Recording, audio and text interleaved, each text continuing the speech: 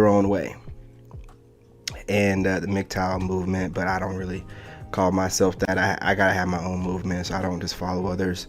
You know, mine is the men's empowerment movement, the men's movement, you know, men's movement for short. I want to make sure that I go down my own lane. I don't just pick up other people's, you know, talking points or whatever, you know, acronyms or, you know, names they come up with. So anyway, she's talking about this, and I'm not going to hold you guys too long. I'm not going to monologue for too long. But listen, there's a lot of points that I agree with, but the problem that I have, turn this down just a little bit. There we go. The problem that I have is that it just seems like they're always attaching a little bit too much information. It just seems weird to me. I mean, like, it doesn't seem like she's making good points about, you know, our movement is getting, you know, it's getting some airs, you know, it's getting noticed, but they're still coming to the table with demands, not so much demands, but still reverse psychology, women's ways of thinking type of stuff. So what I want to do, okay. So what I want to do is I want to go ahead and get this started. With no further ado, we're going to get right into it. You guys do me a favor, hit the like button, share the live, and subscribe. Again, you know, this video is about the, she's trying to explain why men are doing the MGTOW movement, or, you know, like I said, the man movement, you know, where we're just trying to get our power back, man. We're just trying to, hey, listen, you guys do whatever you want to do, ladies. We don't care.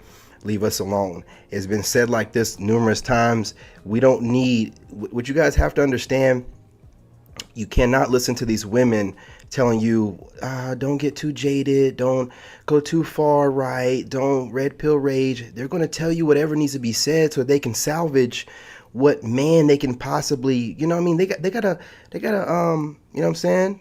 You know, they got a leg in this. They're not married. If they're married, they wouldn't even be talking bad about it. They'd be right along with us from the beginning, because they understand, they support their man. If they're unmarried, they're going to have their own agenda. Their agenda is going to be, well, I don't want, hey, listen, you guys do what you have to do, but don't give up on us. And they'll give you all this psychobabble stuff about how, you know, you don't want to go too far and you end up really jaded and you might miss out. There's so many, I've heard women say things like, you don't want to be single for too long, or come off a certain kind of way. You might miss out on God's blessings.